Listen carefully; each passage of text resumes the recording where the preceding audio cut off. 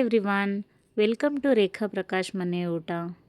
ಇವತ್ತು ನಾನು ಸಿಂಪಲಾಗಿ ಒಂದು ಪ್ಲೇನ್ ರೊಟ್ಟಿ ಮಾಡೋದು ಹೇಗೆ ಅಂತ ತೋರಿಸ್ಕೊಡ್ತೀನಿ. ಅದು ಬಳಿಯೋ ರೊಟ್ಟಿ ಅಂತಲೂ ಹೇಳ್ಬೋದು, ಇದನ್ನು ತಟ್ಟೋದಲ್ಲ. ಸೊ ಅದು ಮಾಡೋಕ್ಕೆ ಏನೇನು ಬೇಕು ಅಂತ ಅಂದರೆ, ನಾನಿಲ್ಲಿ ಒಂದು ಮಿಕ್ಸಿಂಗ್ ಬೌಲ್ ತೊಗೊಂಡಿದ್ದೀನಿ. ಅದಕ್ಕೆ ಫಸ್ಟು ರಾಗಿ ಹಿಟ್ಟು ಹಾಕೋತಾ ಇದ್ದೀನಿ 1 ಸ್ಪೂನು, 2 ಸ್ಪೂನ್ ಗೋಧಿ ಹಿಟ್ಟು ಹಾಕೋತೀನಿ, ಮತ್ತು 1 ಸ್ಪೂನ್ ಅಕ್ಕಿ ಹಿಟ್ಟು. ಈ 3 ಹಿಟ್ಟನ್ನು ಬಳಸಿ ಮಾಡುವಂಥ ರೊಟ್ಟಿ ಇದು. ಮತ್ತು ಬೇರೆ ಏನೂ ಎಕ್ಸ್ಟ್ರಾ ಹಾಕಲ್ಲ. ರುಚಿಗೆ ತಕ್ಕಷ್ಟು ಉಪ್ಪು ಹಾಕ್ಕೊಂಡ್ರೆ ಅಷ್ಟೇ, ಜಾಸ್ತಿ ಏನೂ ಬೇಕಾಗಲ್ಲ ಇದಕ್ಕೆ. 1 ಸ್ಪೂನು ರಾಗಿ ಹಿಟ್ಟು, 2 ಸ್ಪೂನ್ ಗೋಧಿ ಹಿಟ್ಟು, 1 ಸ್ಪೂನ್ ಅಕ್ಕಿ ಹಿಟ್ಟು, ಜೊತೆಗೆ ರುಚಿಗೆ ತಕ್ಕಷ್ಟು ಉಪ್ಪು. ಇಷ್ಟನ್ನು ಹಾಕ್ಕೊಂಡು ಇವಾಗ ನೀಟಾಗಿ ಡ್ರೈ ಮಿಕ್ಸ್ ಮಾಡ್ಕೋತೀನಿ. ಡ್ರೈ ಮಿಕ್ಸ್ ಈ ಥರ ಮಾಡ್ಕೊಂಡಾದಮೇಲೆ ನೀರನ್ನ ಸ್ವಲ್ಪನೇ ಸೇರಿಸ್ಕೋಬೇಕು. ಸೊ ಸ್ವಲ್ಪನೇ ಸೇರಿಸಿ ನೀಟಾಗಿ ಕಲಿಸ್ಕೋಬೇಕು. ಮತ್ತು ಇದು ದೋಸೆ ಬ್ಯಾಟರ್ ಬರುತ್ತಲ್ಲ, ಅದಕ್ಕಿಂತ ಸ್ವಲ್ಪ ಗಟ್ಟಿ ಇರಬೇಕು, ಅಷ್ಟು ತೆಳುನೂ ಇರಬಾರ್ದು.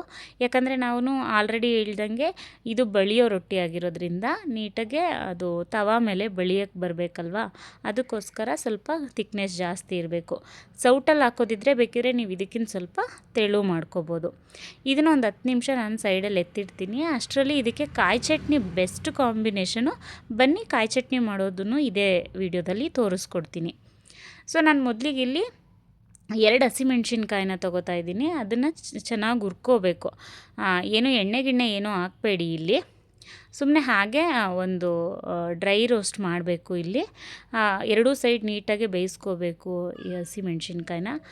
ಆಮೇಲೆ ಅದ್ರ ಜೊತೆಗೆ ಕೊತ್ತಂಬರಿ ಸೊಪ್ಪು, ಪುದೀನ ಸೊಪ್ಪು, ತೆಂಗಿನಕಾಯಿ, ಹುರ್ಗಡ್ಲೆ, ಬೆಳ್ಳುಳ್ಳಿ, ಕಲ್ಲುಪ್ಪು, ಮೆಣಸು, ಜೀರಿಗೆ, ಸ್ವಲ್ಪ ಹುಣಸೆಹಣ್ಣು ಇಷ್ಟನ್ನು ಹಾಕಿ ಈ ಥರ ತರ್ತರಿಯಾಗಿ ರುಬ್ಕೋಬೇಕು. ತುಂಬ ತರ್ತರಿ ಬೇಡ, ಮೀಡಿಯಮ್ಮಾಗಿ. ಸೊ ಚಟ್ನಿನೂ ಆಯಿತು. ಇವಾಗ ರೊಟ್ಟಿ ಹಾಕ್ಕೋಬೇಕು. ನಾನು ಒಂದು ತವಾನ ಕಾಯಕ್ಕಿಟ್ಟಿದ್ದೀನಿ. ಆ ತವಾಗೆ ನಾನೀಗ ರೊಟ್ಟಿ ಹಾಕೋದ ತೋರಿಸ್ತೀನಿ. ಯಾವ ಥರ ಬಳಿಯೋದು ಅಂತ ನಾನು ತೋರಿಸ್ತೀನಿ ನೋಡಿ. ಇಲ್ಲಿ ಈ ಥರ ಅದ್ರದ್ದು ಬ್ಯಾಟರ್ ಸ್ವಲ್ಪ ಎತ್ಕೊಂಡು ಹೀಗೆ ಡೈರೆಕ್ಟಾಗಿ ತವಾ ಮೇಲೆ ಬಳಿತೀನಿ ನಾನು. ಅಫ್ಕೋರ್ಸ್ ಇದು ಸ್ವಲ್ಪ ಸುಡ್ತಾ ಇರುತ್ತೆ, ಆದರೂ ಹಾಗೆ ಚೆನ್ನಾಗಿ ಸ್ವಲ್ಪ ಬಳಿಬೇಕು. ಮತ್ತು ನಾನು ಇದಕ್ಕೆ ಬೇರೆ ಇದ್ರ ಮೇಲೆ ನಾವು ಪ್ಲೇಟ್ ಮುಚ್ಚಿಬಿಟ್ಟು ಬೇಯಿಸ್ಕೋಬೇಕಾಗುತ್ತೆ. ಬಟ್ ನಾನಿಲ್ಲಿ ವೀಡಿಯೋಗೆ ತೋರ್ಸೋಕ್ಕೋಸ್ಕರ ಮುಚ್ಚಿಲ್ಲ ಇಲ್ಲಿ. ಮತ್ತು ಇದನ್ನು ಈ ಥರ ಬಳ್ದ ಮೇಲೆ ಸ್ವಲ್ಪ ಕೈನ ತೇವ ಮಾಡಿಕೊಂಡು ಮೇಲ್ಗಡೆ ಮತ್ತೆ ಸಾವರಬೇಕು ಈ ಥರ. ಆವಾಗ ಸ್ವಲ್ಪ ವೈಟ್ ಪ್ಯಾಚಸ್ ಥರ ಎಲ್ಲ ಬರಲ್ಲ ರೊಟ್ಟಿ. ಇನ್ ಕೇಸ್ ನೀವೇನಾದರೂ ಆ ಥರ ನೀರಲ್ಲಿ ಈ ಥರ ಮೇಲ್ಗಡೆ ಸಾವರಿಲ್ಲ ಅಂತ ಅಂದರೆ ಒಂಥರ ವೈಟ್ಗಾಗ್ಬಿಡುತ್ತೆ ರೊಟ್ಟಿ, ಆವಾಗ ಚೆನ್ನಾಗಿ ಅನಿಸಲ್ಲ. ಸುಡ್ತಿರುತ್ತೆ, ಬಟ್ ಆದರೂ ಸ್ವಲ್ಪ ನೀರನ್ನ ಮೇಲ್ಗಡೆ ಆ ಥರ ತೇವ ಮಾಡಿದ್ರೆ ಚೆನ್ನಾಗಾಗುತ್ತೆ ನೋಡಿ. ಈಗ ಚೆನ್ನಾಗಿ ಬೆಂದಿದೆ ಒಂದು ಸೈಡು. ಇವಾಗ ಇದನ್ನು ನಾವು ಫ್ಲಿಪ್ ಮಾಡ್ಕೋಬೇಕು. 2 ಸೈಡು ಚೆನ್ನಾಗಿ ಬೇಯಿಸ್ಕೋಬೇಕಾಗಿರೋದ್ರಿಂದ ಈಗ ನಾನು ಇದನ್ನು ಮುಚ್ಚಾಕೋತೀನಿ. ಮುಚ್ಚಾಕೊಂಡಾಗ ನೋಡಿ ಈ ಥರ ಆಗಿರುತ್ತೆ. ಸೊ ಈ ಕೆಳಗಡೆನೂ ನೀಟಾಗಿ ನಾವು ಬೇಯಿಸ್ಕೋಬೇಕು.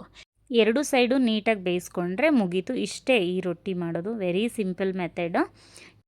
ಈ ರೊಟ್ಟಿಗೆ ಕಾಯಿ ಚಟ್ನಿ ತುಂಬ ಬೆಸ್ಟ್ ಕಾಂಬಿನೇಷನ್ ಅಂತ ಹೇಳಿದೆ. ಆ್ಯಂಡ್ ನಾನು ಇಲ್ಲಿ ತೋರಿಸ್ತಾ ಇದ್ದೀನಿ ಎಲ್ಲನೂ ಹಾಕಿರೋದು. ಇಬ್ರಿಗೂ ಲಂಚ್ ಬಾಕ್ಸ್ಗೆ ಮತ್ತು ಟಿಫನ್ಗೆ ಎಲ್ಲದಕ್ಕೂ ನಾನು ಹಾಕ್ಕೊಂಡಿದ್ದೀನಿ. ನನಗೆ ನನ್ನ ಹಸ್ಬೆಂಡ್ಗೆ ಇಬ್ರಿಗೂ ಬೇಕಲ್ವಾ, ಅದಕ್ಕೋಸ್ಕರ. ಸೊ ನೋಡಿ ಎಷ್ಟು ಚೆನ್ನಾಗಾಗಿದೆ ಅಂತ ನಾನು ತೋರಿಸ್ತಾ ಇದ್ದೀನಿ. ತುಂಬ ಅಂದರೆ ತುಂಬ ಚೆನ್ನಾಗಿರುತ್ತೆ ಆಯಿತಾ. ನೀವು ಅನ್ಕೋಬೋದು ಎಷ್ಟೊಂದು ಸೊಪ್ಪು, ಈರುಳ್ಳಿ, ಕ್ಯಾರೆಟು ಇದೆಲ್ಲ ಮಿಕ್ಸ್ ಮಾಡಿ ನಾವು ರೊಟ್ಟಿನ ಮಾಡ್ತಾ ಇರ್ತೀವಿ, ಅದೇನೂ ಆಗ್ತಾನೆ ಚೆನ್ನಾಗಿದೆ ಅಂತಾರಲ್ಲ ಅಂತ. ನೀವು ಒಂದ್ಸಲ ಟ್ರೈ ಮಾಡಿ, ಖಂಡಿತ ನೀವೇ ಹೇಳ್ತೀರಾ. ಅಫ್ಕೋರ್ಸ್ ಆ ಥರ ಮಾಡೋದೂ ಚೆನ್ನಾಗಿರುತ್ತೆ.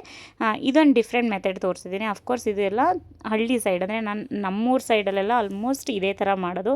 ಎಲ್ಲರೂ ತರಕಾರಿ ಅಥವಾ ಸೊಪ್ಪು ಎಲ್ಲನೂ ಹಾಕಿನೇ ಮಾಡ್ಕೊಳ್ಳಲ್ಲ. ರೊಟ್ಟಿ ತಿನ್ಬೇಕನ್ನಿಸ್ದಾಗ ಫಟ್ ಅಂತ ಇದೇ ಥರನೇ ಮಾಡ್ಕೊಳ್ಳೋದು. ಆ ಮೆಥಡ್ನ ನಾನು ನಿಮಗೆ ತೋರಿಸಿದ್ದೀನಿ. It's completely village style of ರೊಟ್ಟಿ ಅಂತಲೇ ಹೇಳ್ಬೋದು. ಯಾರೆಲ್ಲ ಈ ವಿಡಿಯೋನ ಸಬ್ಸ್ಕ್ರೈಬ್ ಮಾಡ್ದಲೇ ನೋಡ್ತಾ ಇದ್ದೀರೋ ಪ್ಲೀಸ್ ಒಂದು ಸಬ್ಸ್ಕ್ರೈಬ್ ಮಾಡ್ಕೊಂಡು ನೋಡಿ. ಹಾಗೆ ಈ ವಿಡಿಯೋ ನಿಮ್ಗೆ ಇಷ್ಟ ಆಗಿದರೆ ಲೈಕ್ ಮಾಡಿ, ಶೇರ್ ಮಾಡಿ, ಕಾಮೆಂಟ್ ಮಾಡಿ. ರೆಸಿಪಿನ ನೀವು ಒಂದ್ಸಲ ಟ್ರೈ ಮಾಡಿ, ಖಂಡಿತ ನಿಮಗೂ ಇಷ್ಟ ಆಗುತ್ತೆ. Thank you so much.